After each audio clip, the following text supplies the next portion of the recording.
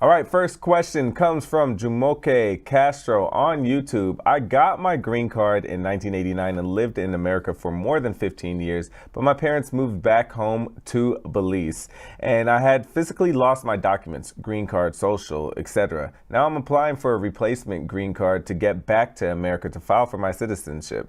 Can I apply for the SB-1 visa? Also, my mom has been a U.S. citizen since 1996 while I was a minor. Sounds like you're a U.S. citizen. So if you were living in the United States with your mother as a green card holder, you're potentially a United States citizen and just apply for a U.S. passport.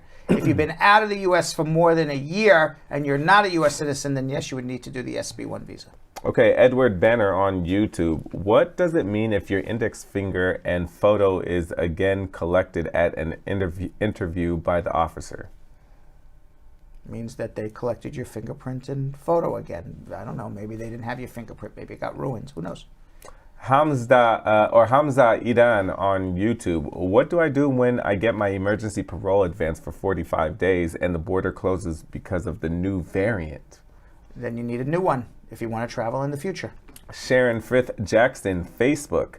If your green card expired and you haven't renewed for citizenship but have an emergency and want to travel, how do you do that? You can go down to the local immigration office. You would have to apply for an I-551, which is a replacement of a green card while you have a pending citizenship, and they'll put a stamp in your passport to travel. All right, Tanny Smith on YouTube. What's the update on spousal green card interviews in Jamaica? It's a long wait.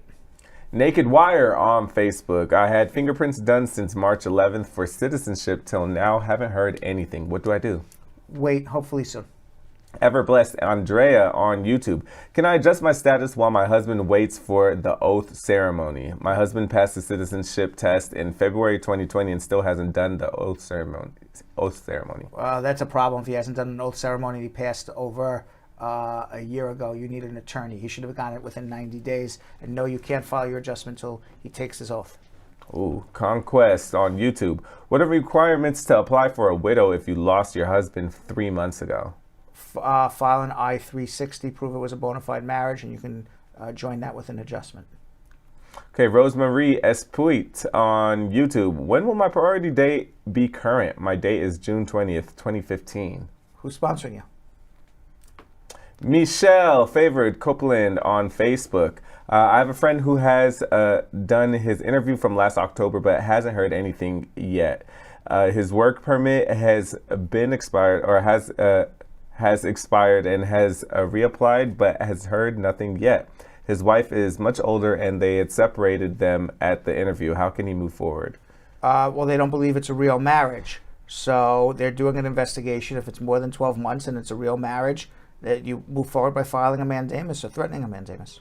Nico Leon on YouTube. I was denied entry to the U.S. about 3 years ago after they found out I worked without authorization. VWP revoked. Told to apply for a B2 visa if I want to come back. Is it possible or impossible? Is this a criminal record? What happened again? So they were denied 3 years ago after they found out that they worked without authorization. They were denied at the embassy or at the airport? Just it says VWP revoked. I don't know. It sounds like I was denied entry to the U.S. Okay, so you got deported at the airport. So that's a permanent bar. You need a waiver. Okay, Mompati Pato on IG. Can an undocumented immigrant apply for a student visa while in the U.S. to go to college? And if it is approved, can they travel out of the USA on that student visa? No, because if you apply for the student visa, you'd have to go to another country to pick it up and return, and they're going to think you're an intending immigrant because you've lived in the United States your whole life. Ken Kibet on YouTube. How many years do you get with an approved VAWA and adjustments filed together, and how many years do you have to file for citizenship? Also, how fast do you get citizenship through military? You get your green card for life once you get it through VAWA. You can file for citizenship 3 years after you getting your green card. If the abuse was at the hands of a U.S. citizen, 5 years if it was at the hands of a permanent resident, and you can apply for citizenship if you're in the military and have had a green card for more than a year. Rococo Chocolat on YouTube. Can you get your citizenship in the U.S. when you're about to finish AIT training? What's AIT?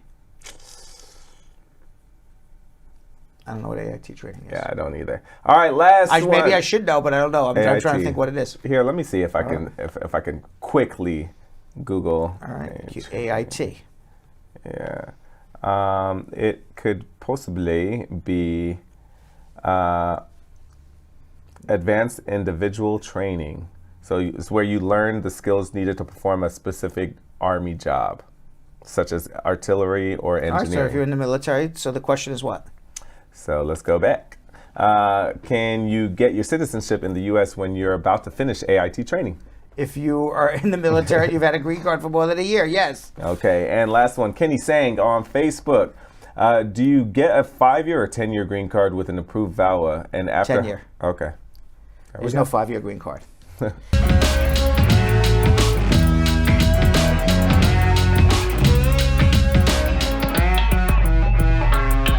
Thanks for watching. For more Brad Show Live, like and subscribe to our YouTube channel.